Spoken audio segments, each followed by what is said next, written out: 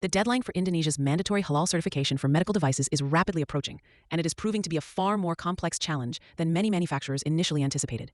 The regulation, which comes into full effect later this year, extends beyond simply ensuring products are free from non-halal animal derivatives.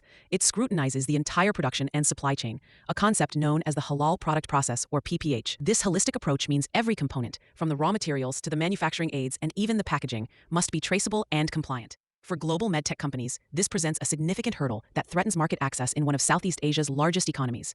The real challenge lies in the details. Many companies are discovering that seemingly compliant devices are failing certification due to overlooked elements. For instance, consider a common diagnostic test kit. The active reagents might be synthetic, but what about the stabilizing proteins used in their formulation? Are they from a certified halal source? A manufacturer of orthopedic implants might use a polishing compound on their product.